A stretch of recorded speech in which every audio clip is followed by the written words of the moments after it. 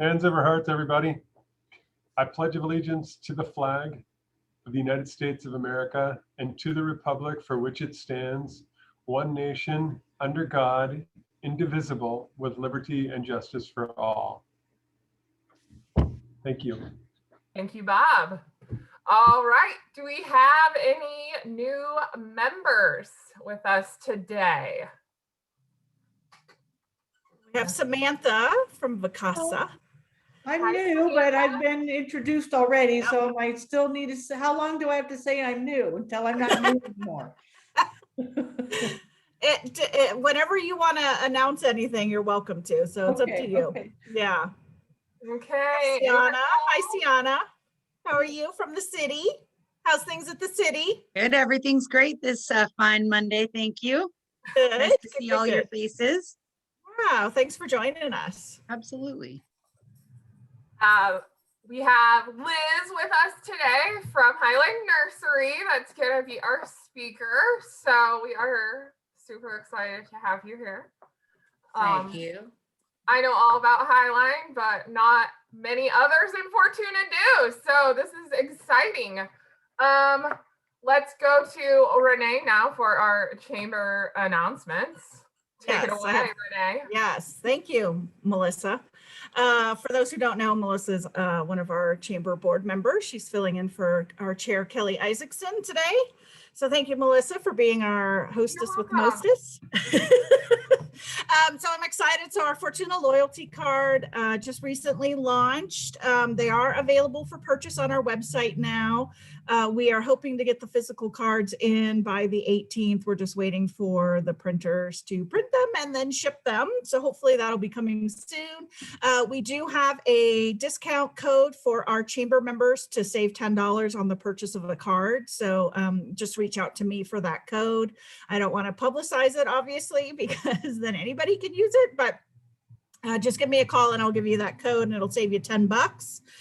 Tickets are now on sale for our Fortuna Chamber, Fortuna Skate Park fundraiser that we're going to have a drive-up dinner and raffle on April 9th at the River Lodge. That'll be from 4:30 to 7:30. Dinner tickets are $100. It will easily feed a family of 4.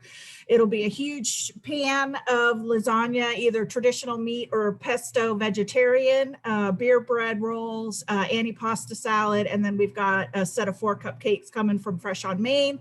Dinner will be provided by Jeannie Doris, Doris and Daughter Catering. So it'll be a lot of food and great food and then delicious cupcakes.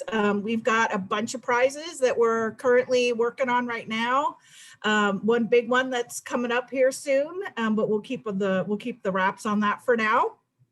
But I'll just say thank you, Hops and Humboldt, for being so generous. And what else? So you can buy tickets online. There are fees. Oh, sorry, that was my dog's food bowl.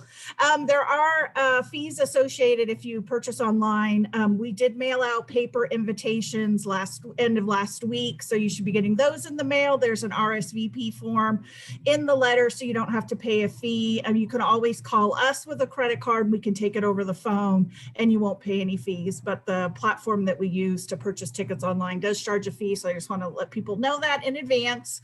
We do have raffle tickets available in different denominations. So check out that at fortunachamber.com/fundraiser. What else do we have? More money came in from the state for the California Relief Grant Fund program. They just added another $2 billion. Unfortunately, they had, I think, over 350,000 applications totaling $4 billion. So a few people will probably not get a grant. If you entered either round 1 or round 2, you are automatically pushed into round 3, which is ongoing right now. It started on March 5th. So check your spam folder, check your email to see if you get any notification from Lendustry. If you did not sign up for a grant in round 1 or 2, round 4, I think is the soonest. I forgot to write it down in my notes, but I sent out an email last week about it, and I posted some information on our chamber blog, so you can access more information about that. They're trying to do six rounds total, so 4 additional rounds. One will be for nonprofits, which I think is round 4 is specifically for nonprofits, and then round 5 and 6, if you did not sign up for one before then, you can do it then. Anyway, let us know if you have any questions, just reach out. We'd be happy to help you, get information on those grants. Something else to keep an eye on, this past week, the Senate passed the $1.9 billion American Rescue Plan. In it is $10 billion, which will be allocated to the State Small Business Credit Initiative. The SSBCI, which is the very long acronym, was a federal financing program that was unfortunately expired in 2017 and helped give access to capital to small businesses through several state programs across the country. This will then reauthorize those programs. We'll put out more information once the bill becomes law. It now has to go back to the House for passage, and then it'll go to the president's desk for signing. But that's pretty great information. That I'm glad they put that in there for more, more small business support is always a good thing. Next Monday, we welcome Becky Giacomini, and who else is coming from Humboldt sponsors? You have to mute yourself. And I'm trying to. There you go. Sherry Z, she's our PR gal. We have a great PowerPoint, so we'll tell you everything you want to know about Humboldt sponsors. Great, awesome. Have you guys put out your grants yet? Have you figured out? Yes, we did. We Okay. just did it last week, and that will be part of the announcement next week.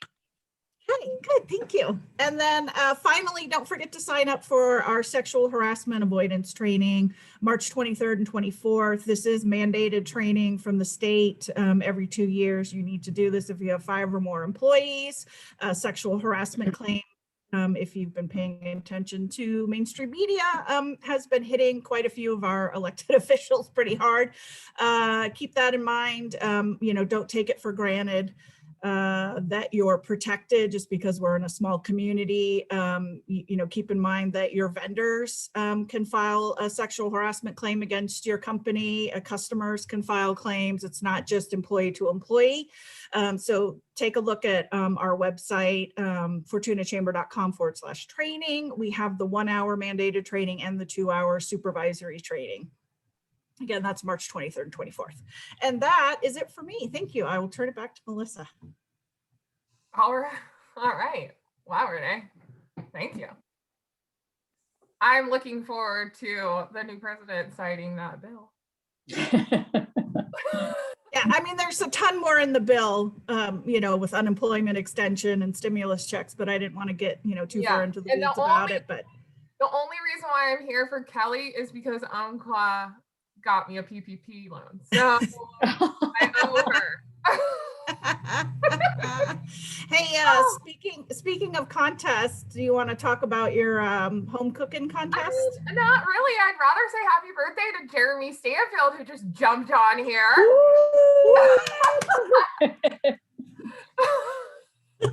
One of the Happy old dudes. birthday.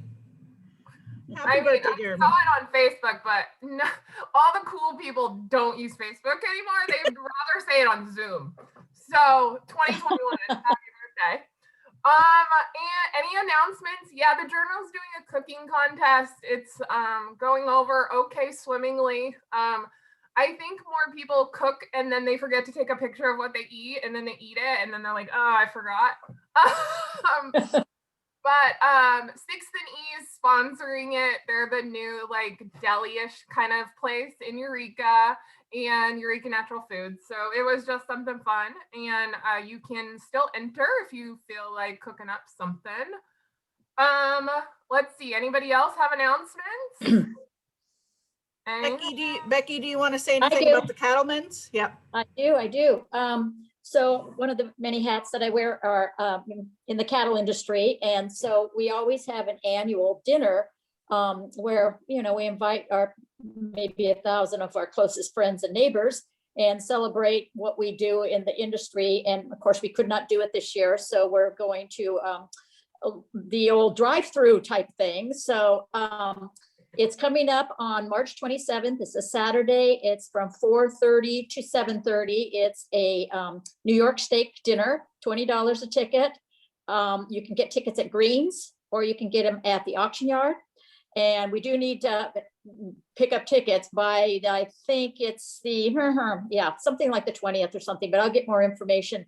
But, and the money that we do raise on this it goes back to scholarships for our ag kids. So it's, we couldn't pass up not doing something this year, and we'll get back to it next year in 2022 and have a good time. And so it's over at Ferndale Vet, so it'll be easy to drive through, pick up your meal, take it home and enjoy. So anyway, I will also tell you about it next week to remind you. Excellent. Thank you. All right, anybody else? All right, well, with that, I will welcome Liz from Highline, and you can tell us all about what's going on down on the bottoms of Alton. Welcome. No, they were called the Bottoms, but yes, I guess that's where we are. My name is Liz. I've worked for Highline for 2 years. We were incorporated in 2018 by two friends who wanted to secure quality clones for their farms. They quickly recognized that there was a huge need for cannabis clones in this industry, and with that, committed to growing the business. Today, we have over 50 employees. Our starting salary is $16 an hour. It allows us to get quality employees and retain them. We offer full-time employees ongoing training, which allows them to grow with the business. We also offer medical, dental, and vision benefits, and hope to offer further benefits as they become legal to this industry. Currently, 401ks are not something we can do due to federal regulations. So that's sad but true. Highline has really deep roots in Humboldt. Our co-founders are third-generation farmers. They have a huge commitment to the community, the environment, and bringing cannabis into the main street as an economic contributor to communities that they're located in. We shop local as much as possible. In Fortuna, a few of the companies that we frequently shop with are North Coast Horticulture, Horizon, Tractor Supply, Ace, Lotus Mountain, and Sequoia Gas. Those are just a few, and we frequent them often rather than using big box stores or online services. We also, twice a month, we provide lunch for all of our employees. Those are procured at local restaurants. And then we have team meetings once a month where we also bring lunch in for those events. So we definitely try to do as much as we can with the community. We also have a blood mobile twice a year on site for an employee blood drive. And we really actively try to find ways to engage the whole cannabis community in giving back to the communities that we live in. This month, we're rolling out our Plant It Forward project, which is something kind of near and dear to our hearts about giving back to the community. You can find out more on our website about that under our community tab. We are also joining in a joint effort with a local distributor out of Eureka and a nationwide nutrient company called the Dozer Challenge, and that we should have posted up on our website at the end of the month. Our Fortuna facility is located near 36 and the 101. We're by Humboldt Fence Company. We have about 8 acres of land, 1 acre under roof. When we're in full production, we can produce about 45,000 clones per week that are sellable. We currently have 5 greenhouses. Each is 60 by 200. They're all connected by a breezeway. We have 4 mother houses and 1 clone house. Mother house is under lights on an 18.6 light cycle. We do have covers for those, so it doesn't really, the light clutter doesn't affect the community. And 1 house is under 24-hour, the clone house is 24-hour lights. Liz, can I ask a question really quick? So Please, please. I'm looking at everybody and I feel like there's a questions because we're Fortuna. Can you explain to really quickly what a mother house is and how you have 4 of them and what a clone house is? Yes, and yes, and Renee has been kind enough to do a PowerPoint, so at the end you'll see a couple of photographs. Great. A mother house is so in this I can get to later in my notes, but clones are cuttings from a plant, and it's like any other industry where you're cutting, or any other plant where you're taking a cutting from it, you're rooting it, and then you're putting it in dirt. So it's a pretty simple process. The advantage to clones versus seeds is that you get genetically an exact duplicate of that mother plant. And in cannabis, one of the things that people have really wanted to achieve is a really consistent run for that season. If you take all the cuttings off of a mother or a group of mothers, you're guaranteed that that entire run, as long as you care for it properly, will give you the end results the same that that mother's genetics would have led to. So that's what a mother is. So what we do here is we cut clones. The mothers, after about 8 or 9 weeks, once they've rooted, then you can start actually taking cuttings off of them. And what they do is we have a cutting crew. We have different crews, but one is specifically a cutting crew. They have really strict operating practices. Whatever scissors they use on a plant, they have to change all those materials every time they move to another plant, because pathogens are a huge part of our lives, and we have to do everything we can. So there's pretty strict protocols. They take cuts, they put those cuts in a small container. They're run to the plugging station, which is in the clone house. And from there, put into little poly plugs that are coming 50 to a tray. And after about a couple of weeks, they start rooting. And then in 3 weeks, we're able to sort them. If their roots are established enough, then we ship them at that time. Anywhere between 3 and 4 weeks is when ideally we want to ship. So the mothers, we can start cutting at about 8 or 9 weeks. And then a lifespan is usually about 5 months, maybe even up to 6, depending on the strain. But at that point, then the she's put out to pasture, so to speak. They don't last long. Can I chime something in? Yeah, please. I'm just thinking too, a big difference for people that maybe don't know about cannabis and its specific needs. The lighting is a very important factor for having a mother house and 5 clone houses, because the mothers need 24 hours of light or they will go into flower.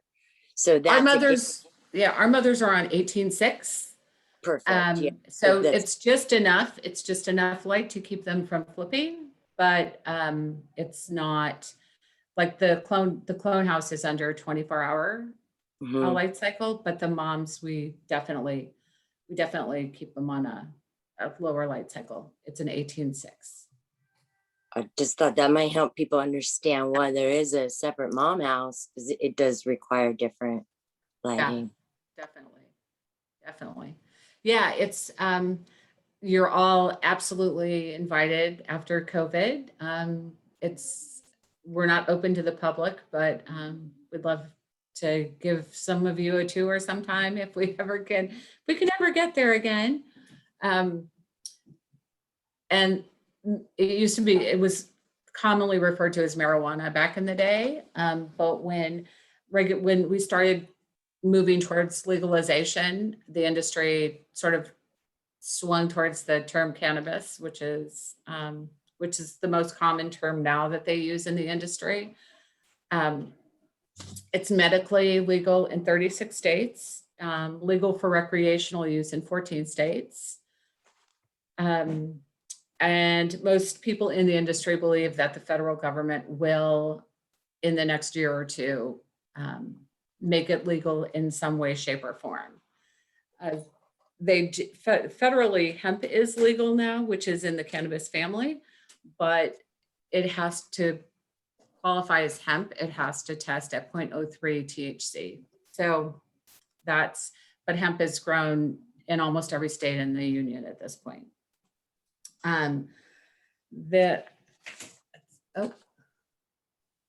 Sorry, someone's coming in to visit. Nonetheless, cultivation started in Humboldt County in the 60s. It definitely established itself in the 70s, and by the 80s was really an economic force in this community. It's continued to play an important part in the economy and culture of Humboldt. With the long history and knowledge of cultivation combined with an unequaled climate, Humboldt County is in fact the most recognized location for producing high quality cannabis in the world. I don't know how many of you know that and how many of you are affected by the cannabis industry. I know with all of our employees, a lot of us even may not live in Fortuna, but we continue to shop here. We continue to buy gas here. So it's definitely a big part of the economy. Sorry, Jen. No worries. No. I'm gonna leave you alone, Liz. Yeah. What? Kick them out. No, I can't. Her job's more important than mine right now. Liz, I have a question. Yes. How is it that you're in the Fortuna city limits and it's a smoke-free city, but you have a legitimate business? We're not in the city limits of Fortuna. We're in Alton, I believe, is how this all transpired. Okay. We are a member of the Fortuna Chamber of Commerce. We do, because you're the closest community to us for services. Hydesville is right down the street as well, but we chose it. Actually, when I was tasked with finding a chamber to join, like a year and a half ago or so, we looked at chambers all over Humboldt County and felt that the Fortuna Chamber was definitely would fill the needs that we felt were important in joining a chamber. But I also told them you were probably going to be the least welcoming. And I haven't found that at all. I feel like it's completely embraced us as a part of the community. It's cannabis is here to stay. It's not going to change. It's not going to go away. It's an opportunity, I feel, for all of Humboldt County to take a sustainable resource and try and grow our communities in a healthy, and I mean, it is a medicine, and although it's lost track of that in some regards, the medicinal qualities are unbelievable. They're limitless at this point. And until we can really federally start testing it, and those benefits can start being realized. But with that, it's around for a very long time. And if we don't embrace that as one fraction of our community and our economic possibilities, I think we missed the boat on that opportunity. So Wow. that's about it. Does anyone else have any questions for Liz? I see Mike, you're raising your hand. Unmute yourself and give it a go. Hi, I have a question. It's probably maybe a business model question or something. I don't know, but are you cloning your own plants, or do you contract clone for others, or how are you doing that? So we get genetics in a couple different ways. So the very beginning of it is pheno hunting is what they call it, which is looking for genetics that fulfill needs that we want and ultimately in our plants. So once we've decided which things, for instance, a strain like ice cream cake, which is right now one of our hands down our most popular strain. We secured that plant or that clone, and we Getting an order. yeah. Yeah, it is. Yeah, and we are, by the way, sold out until the 1st of August. So it's definitely a great business to be in right now.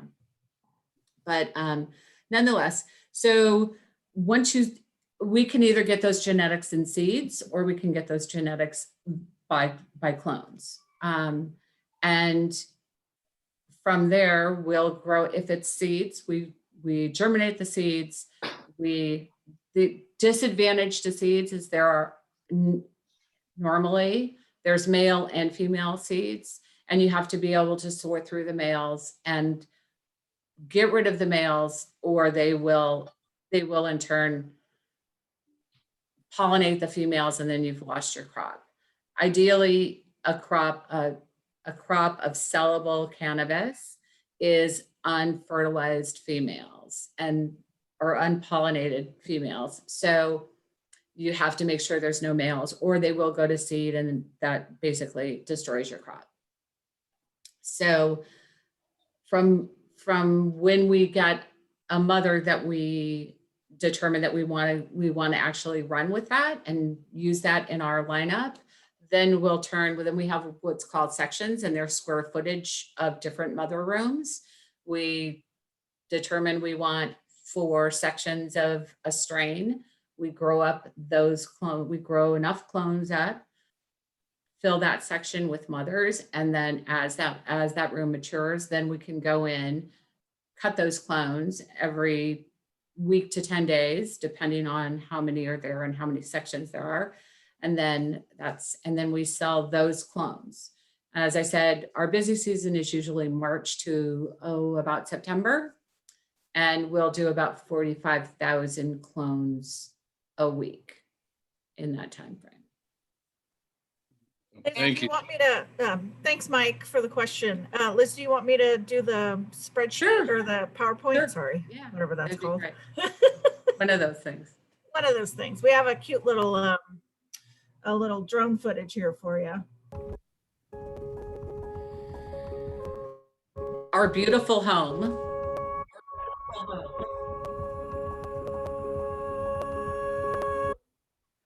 Sorry, I hit that too soon.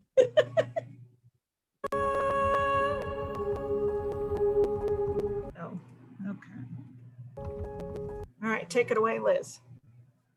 This is that's our facility. As I said, I guess it's on the bottoms. I don't need to run with that. So it's if you look on the left, the longer to whatever peaks, I guess. That's our clone. That's the clone house. That's where we keep all the clones at the different stages from when they're first plugged, which is mean once they take that cutting, then it goes in and it's plugged into basically dirt, into trays of 50, and they're kept in that room. Humidity, everything is controlled in that environment.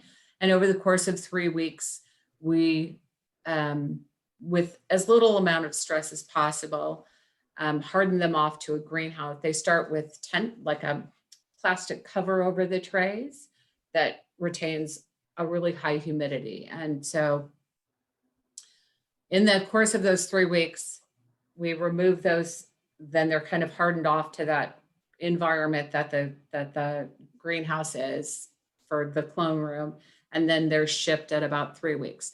The other 4 are our mother houses. And those house, we have, some of those rooms are just for mothers. We have a quarantine room where we keep quarantine cuts that we control as much as possible of, just like a hospital would have a quarantine section. And then we have some mother rooms and then a teen room. This industry likes, or some people prefer, having what are called teens, and those are larger plants. So normally a clone is about 8 inches, anywhere from 6 to 8 inches. Teens are put into 4-inch, well, 3.5 inch to 4-inch pots, sometimes as large as half gallon or gallon pots. And we grow them up. So it saves the farmer, let's say they've got a strain that, and the majority of our customers are doing what's called DEP. Light DEP is where you have a greenhouse or some structure similar to a greenhouse that you can cover at some point, either early in the morning or late at night, and control how much light that plant gets. So when they say light dep, it's light deprivation. And as soon as a plant drops below, is it like 12 hours, 13 hours, they will flip and start to flower. And so when people talk about flower time, it's the time of when it flips to when they can harvest it. So the more growing up we can do in our facility, the shorter amount of time the grower has to keep it in the ground, so they can maximize their facilities for basically getting things to flower, not growing them up so they can flip them. That sounds a little confusing, but so we do offer teens. It's harder to control.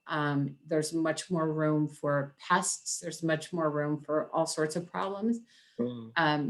So you really need to have a tight facility to do teens, and not to mention the amount of room it takes up and the shipping.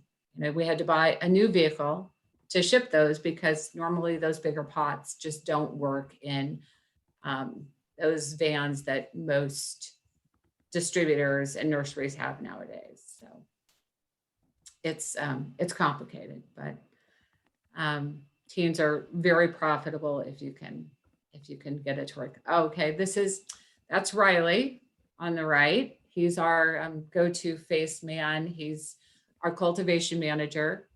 He also runs one of the farms for one of our owners, and that is a mother room. So those are all the mature plants that we take cuttings off of. Wow. Beautiful. And there are 5 of those, or 4 of those rooms.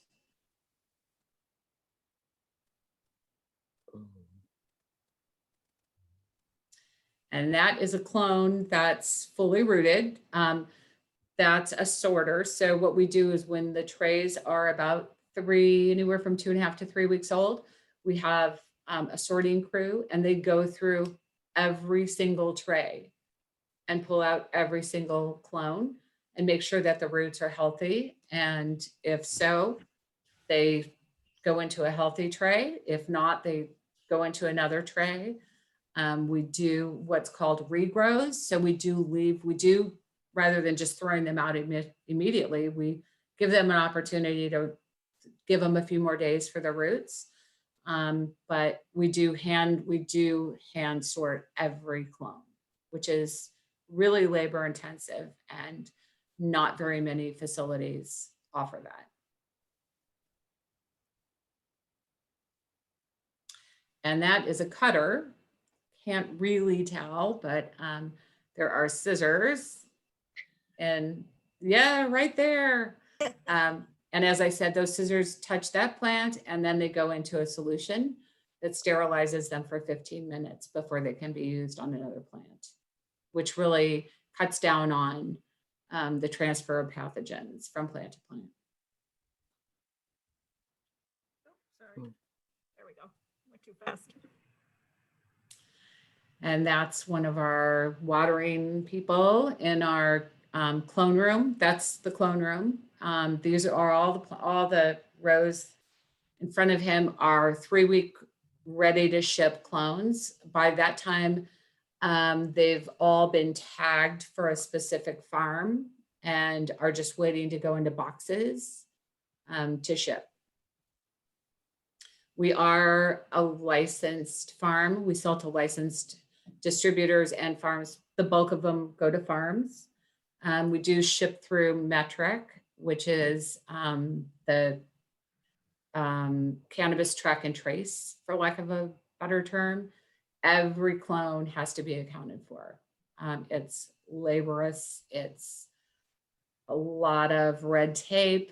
Everyone's got a reason not to love them, but it's finding its way. And CDFA has been incredibly open to communication and how to make things better. So I really feel like of all government agencies, they've been really, really cooperative, and for all of the red tape and the unanswered questions and things they didn't think of, they're open to changing and fixing, and not just, wielding a big sword. So I've been lucky to be working with really good employees in that department.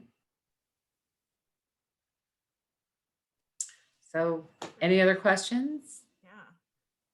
Questions, comments? I know we have 2 council members on who had a nice tour last week. I don't know if they want to share some thoughts from their tours. Yeah, did you go to farms or just dispensaries? Or distros? Mike or Jeremy, if you want to talk about them. We went to processing places, manufacturers. One was setting up their own distribution retail division in the same building that they're in. It's just a physical separation for the Cannabis Control Board regulations. But so we saw high end and bootstrappers and everything in between. Yeah. Hey, Liz, I have a question for you. Yeah. What's that? How many acres did you say that you cultivate on, or you use? We have 1 acre under roof right now, just almost an acre under roof. And the county had the minimum or a cap of 8 acres, correct?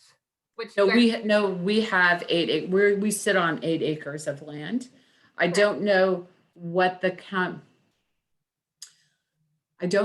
county's limit is for square footage. Well, I'm going with a question where I'm going with this question is, how does Highline Nursery feel about the Sun Valley proposed project that is in Arcata with the 20 acres of cultivation? And when I saw your drone shot, I was thinking of Sun Valley like everywhere.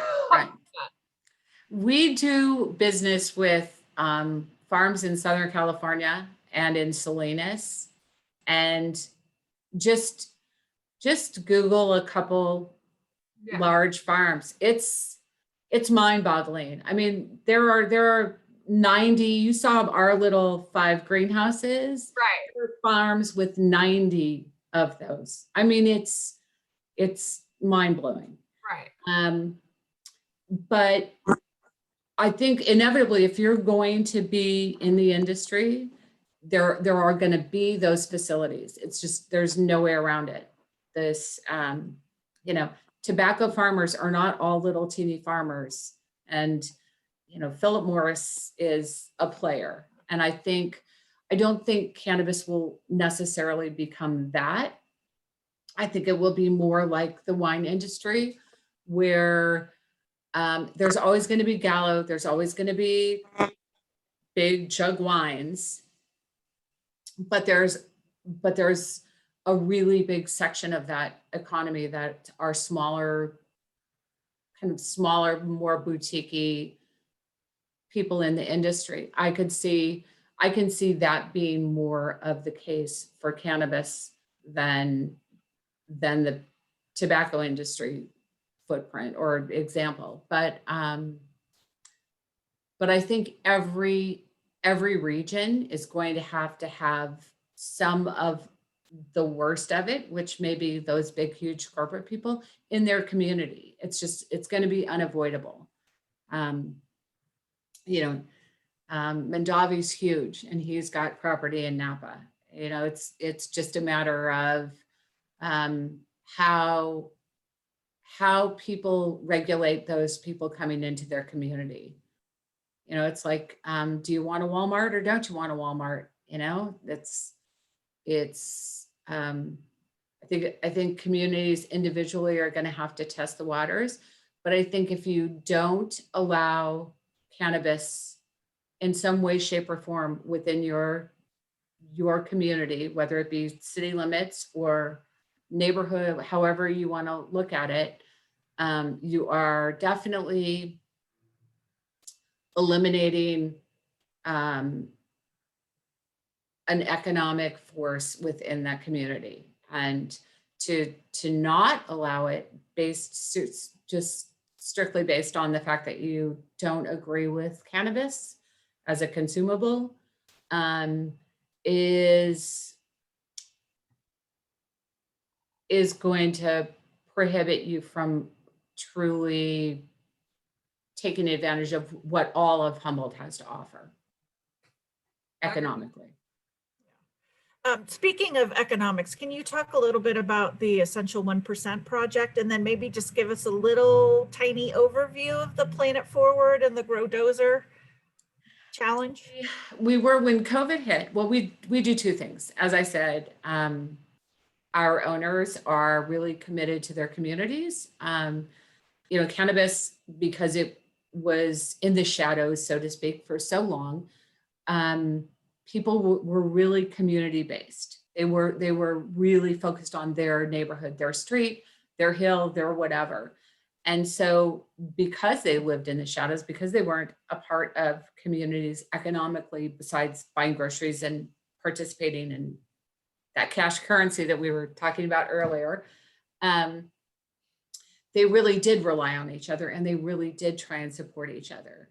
And slowly, as it's come out of the shadows and they've entered sort of this mainstream kind of middle of the road land, they really wanted to bring that with them. They really wanted that community activism, community support to stay with them.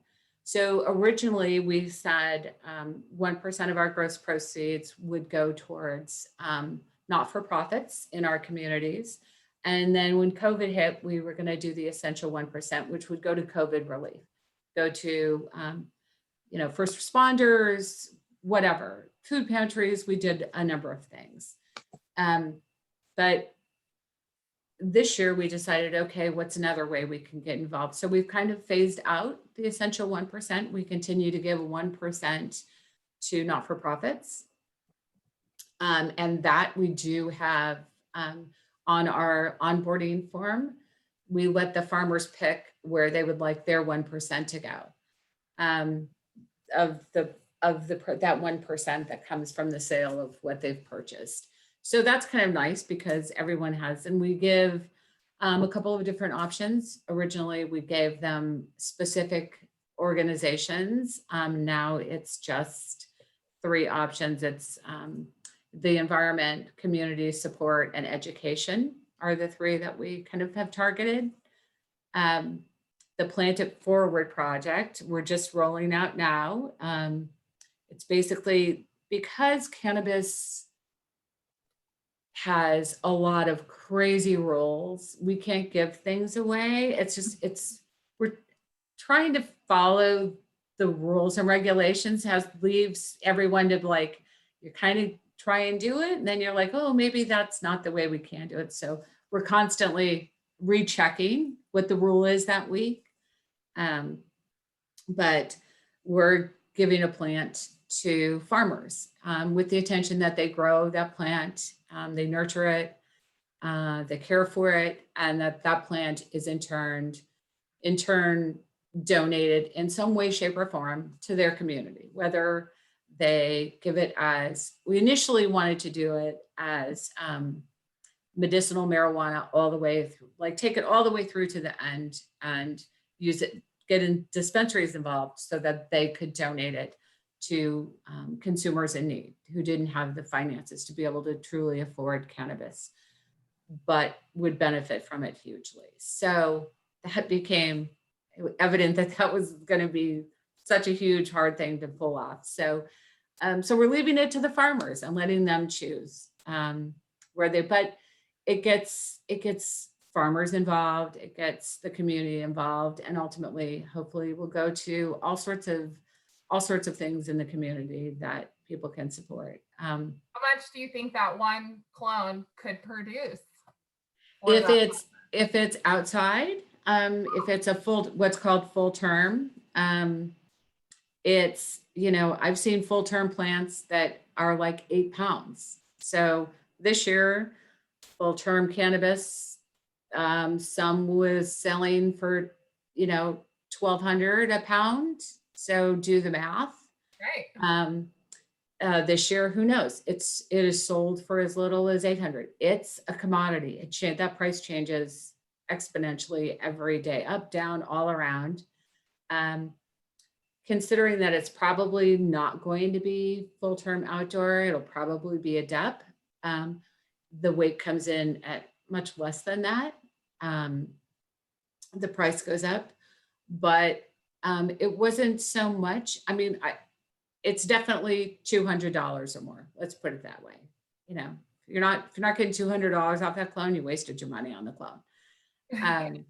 So I think just to engage farmers at every opportunity to continue to give back, because it's not easy.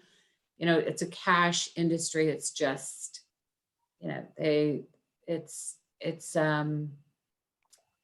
it's constantly challenging to try and find ways to work within the mainstream. And the more we can do that, the more we can offer opportunities for them. The Grow Dozer Challenge, which we were invited to from a dispensary out of Eureka,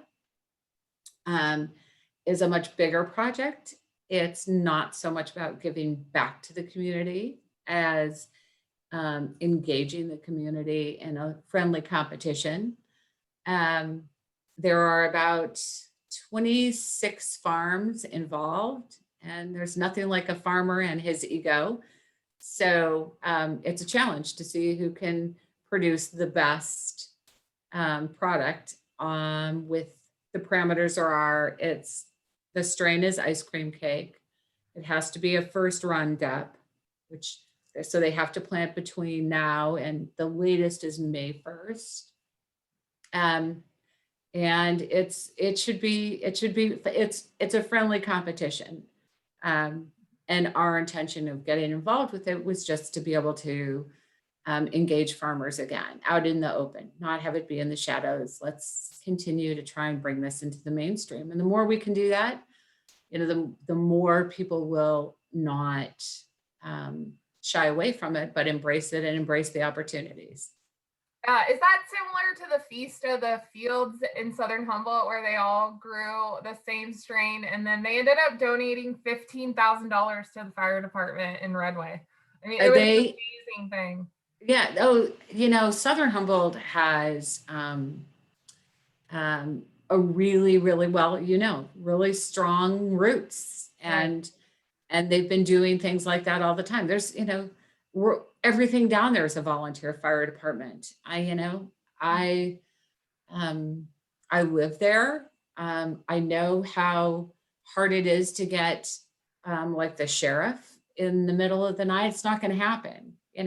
I have friends on speed dial, and I would never have 911 on speed dial, because if I needed anything, the neighbors are closer than a police car. So Humboldt is definitely unique in that, and that they truly do rely on each other. So they give back as much as they can.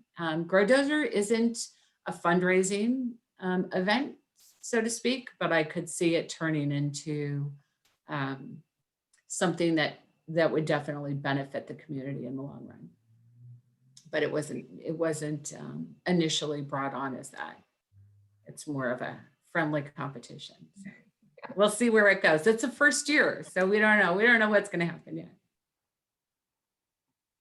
Great. Any final questions for Liz before we let her go? Comments? Tiffany's got a question. Great. Oh, go ahead, Tiffany. It looks like you're muted. Oh, Tiffany, I think you're muted. I can't hear you. Muted. Hi, Tiffany. Did you disconnect your audio? Happy birthday, Jeremy. One more time in case you didn't hear it the first time.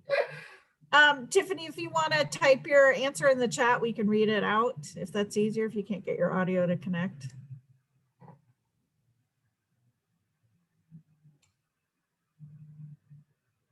That's okay. Anybody else while we're waiting? Hi, great. I have a question. Oh, yes, go ahead. Sorry. Hi, Sienna. Hi.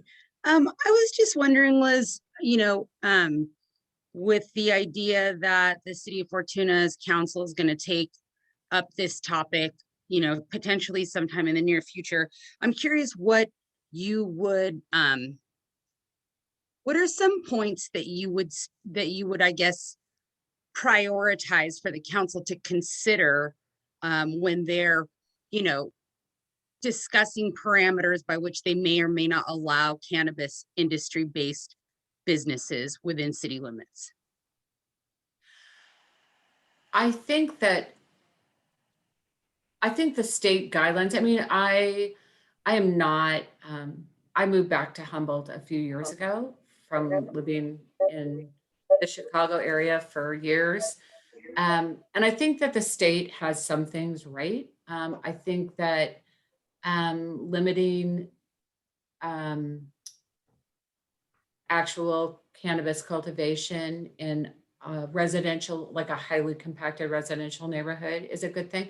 It smells. I don't care where you live. I haven't seen any filtration systems that can really eliminate completely the smell of mature cannabis or flowered cannabis.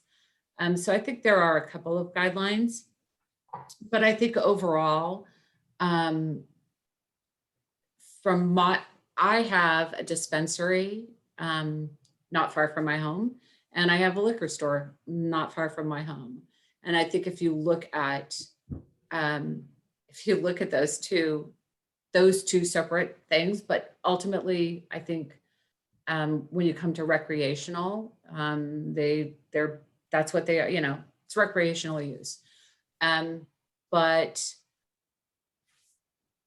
I see much less opportunity for problems and this is just my experience, at the dispensary than I do at the liquor store. So I think that the desire to not have it in your community based on the potential for drug abuse or harmful effects to the community, whether that be with the kinds of people that come into your community. That's not been my experience at all in any dispensary I've ever been in. I think that as it becomes more and more tested, you will find that the medicinal value is limitless, that those opportunities for people to secure cannabis products legally is going to become more and more a common event in the majority of citizens in this country. We will all do it. It will become a common practice, whether it be oils or food or flower to smoke, whatever. It's definitely going to be here to stay. It's got medicinal qualities. It's got recreational qualities, and to not have that in your community. I lived for a while in Kansas City, and Kansas City was dry. They had state-run liquor stores, and Missouri, right across the state line, was not. And on weekends, on Sundays in particular, just the traffic at the liquor stores on the Missouri side that were driving over to the Kansas side was a joke. And those were opportunities that Kansas City, Kansas were not benefiting from. Their residents were all still drinking on Sunday and driving to the liquor store on Sunday. They just weren't doing it in their own communities. And if you want people in your community to shop within your community and support your community, you need to offer them the services that they can legally legally get. And the more that you limit those opportunities, the more they won't want to be a part of your community, or they will shop elsewhere. So it's not like you're protecting them from it. You're just not allowing them to benefit from those opportunities within their own communities. Thank you. Tiffany, Thanks for did that. you want to say something? Go ahead and unmute yourself. I see that you're connected again. There. There you are. Can you There hear me you now? are. I'm so sorry, you guys. I was wondering, Liz, how to get on that nonprofit list for that 1%. Yeah. What's your not-for-profit? I work for PACE, which is part of the Humboldt Senior Resource Center. We have a new building right next to the community center behind Newburgh Park. Can Renee send me her contact information? Yeah, we would love to put you on it. That's great. That would be Thank you. awesome. Yeah, definitely send us your info. We were just contacted by Miranda's Rescue. So that was the latest one. Was kind of fun, which everyone in the office raised their hand. Oh, that's great. We did do that. Lots of dog lovers here. How many employees live in Fortuna that you have? Do you know off the top of your head? 5. Not you, Tiffany, Liz. Oh, I'm glad Sorry. she answered, because I didn't have an answer to that. Not a handful live in Fortuna. We have a number in Eureka. We have a few from Soham, a few from Arcata, some in Hydesville. Kind of runs the whole gamut. But I can tell you, all of us from Soham, this is where we shop. I mean, we definitely, I can't tell you how many lunches I've taken, run into the Safeway and Starbucks and the gas station and Lotus, and we do a lot with Lotus Mountain, so they've been great. And yeah, we've really enjoyed Fortuna, enjoy all of the opportunities that it has for community. It's got great restaurants. It's got everything that we would need within COVID standards. So there's no socializing, but everything else is covered. So it's been great. It's been really good to us. Well, I think that might be it, Renee. Our time is Yeah, up. I think we're Yay. at 1 o'clock. Look at that, Liz. You survived. Good job. I know. Thank you. Well, thank you. It's Yeah. great information. I really appreciate it. Yeah, well, thank you. Thank you. Yeah, all the intricacies with the farming is really fascinating. And Yeah, been and as I hearing said, about, when COVID's all over, absolutely, we can plan a little field trip and you guys can come see firsthand. And we'll have the pro, Riley, give you the tour. I'm normally not the one that gets to do this stuff. So He's Cool. great. We'll get Sienna to put that on Merritt's calendar. Great. Sure thing. Great. Yeah. Well, thanks so much, you guys. He'll love it. Okay. Thank You'll love it. Thanks, you. everybody. you. Thanks, everybody. Don't Take forget. care. Yeah. Bye-bye. Thank you. Bye, everybody. Thank you. Bye. Goodbye.